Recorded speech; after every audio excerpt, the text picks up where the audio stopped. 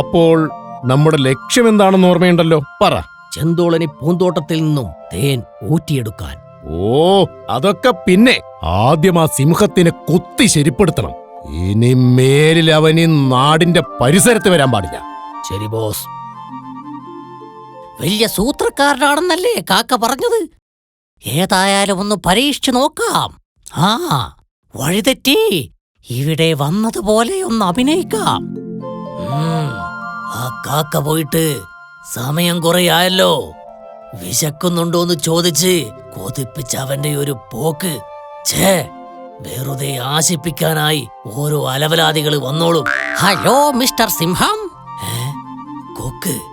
ആ, താൽക്കാലികാശ്വാസത്തിന് ഇവൻ മതി. കൊക്കിറച്ചിക്ക് നല്ല രുചിയാ. ഹലോ, ഇതെന്താ ചെവി കേൾക്കില്ലേ? അതെ, ഞാൻ വഴിതെറ്റി വന്നതാ. ഇതേതാ സ്ഥലം? അപ്പോൾ നീ ഇവിടുള്ള കൊക്കല്ലേ? ഈ ഗ്രാമത്തിൽ ഒരു ലോക തരികിടയായ കൊക്കുട്ട്. അത് നീ എങ്ങനെ അറിഞ്ഞു? ഒരു മഞ്ഞക്കിളി ഇപ്പോൾ ഇവിടെ വന്നിരുന്നു. അവൾ പറഞ്ഞതാ. എടേ സുന്ദരിക്കിളി, നീ അപ്പോഴേക്കും പരദൂഷണം തുടങ്ങിയോ? ഞാനും വഴിതെറ്റി വന്നതാ. ഒരു കാര്യം ചെയ്താലോ? നമുക്ക് കമ്പനിയായി നാടു ചുറ്റാം. നിന്നെ ഞാനങ്ങനെ വിശ്വസിക്കും? എന്റെ ശബ്ദം കേട്ടാൽ അറിയില്ലേ ഞാനൊരു പാവമാണെന്ന്? പക്ഷേ നിന്നെ കണ്ടിട്ടൊരു കള്ളലക്ഷണമുണ്ടല്ലോ. സത്യം പറ, നീ ഇവിടെ എന്തോ ദുരുദ്ദേശത്തോടെ വന്നതല്ലേ? ഇവൻ കൊള്ളാലോ. നീ പേടിക്കേണ്ട. ആ, എന്താണേലും ഞാൻ നിന്നെ സഹായിക്കാം.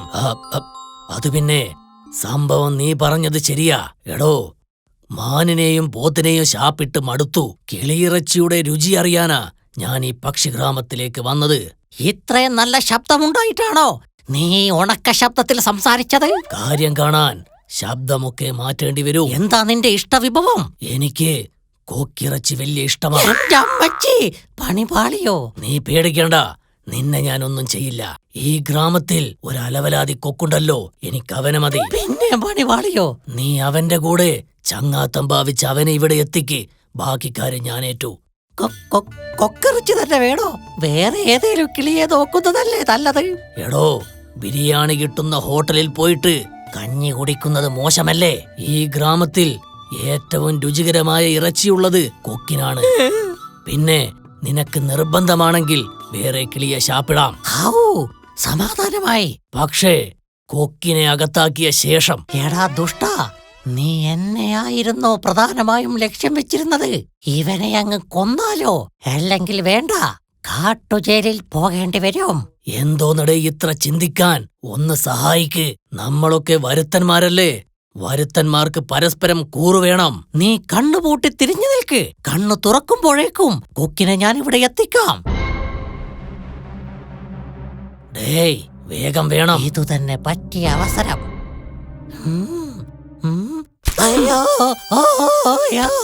എടാ പീറസിംഹമേ, ഞാൻ തന്നെ അലവലാതി കൊക്ക്. എന്നെ ലക്ഷ്യമിട്ടാണ് ഇങ്ങോട്ടേക്ക് വന്നതെങ്കിൽ വേഗം സ്ഥലം വിട്ടോ, അല്ലെങ്കിൽ എന്റെ കൊക്കിന് പിന്നെയും പണിയാകും. Mind it.